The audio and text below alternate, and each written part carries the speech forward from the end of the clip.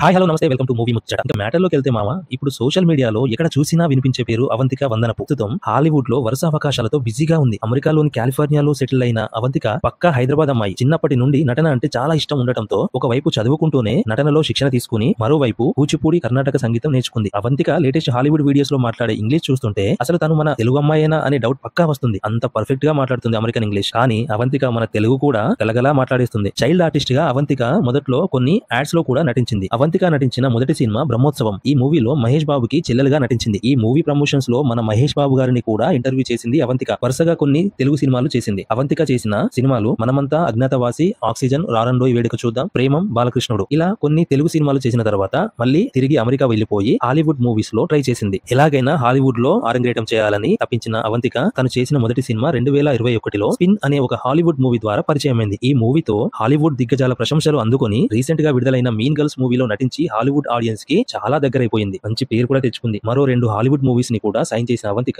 Youth following అయితే విపరీతంగా పెంచేసుకుంది. మన తెలుగు సత్తా హాలీవుడ్ లో ఈ రేంజ్ లో కుర్రకారును ఊగిస్తుంటే చాలా మంది ఆశ్చర్యపోతున్నారు. అసలు తను మన తెలుగు అమ్మాయేనా ఇంతలా పేరు తెచ్చుకుంటుంది అని ఒక్కొక్కరు చాలా చాలా చాలా ప్రౌడ్ గా ఫీల్ అవుతున్నారు. అసలు రీసెంట్ గా వచ్చిన రీల్స్ లో గానీ, షార్ట్స్ లో గానీ అవంతికను చూసి చాలా మంది ఆశ్చర్యానికి లోనవుతున్నారు. తను చైల్డ్ ఆర్టిస్ట్ గా చేసిన అవంతికేనా కాదా, ఇంతలా మారిపోయింది ఏంటి అనే ఒక సందేహంలో ఉన్నారు. ఎనీవేస్ అవంతిక ఇంకా మంచి గొప్ప స్థాయికి వెళ్లి హాలీవుడ్ లో మంచి పేరు సంపాదించుకోవాలని కోరుకుందాం. All the best Avantika.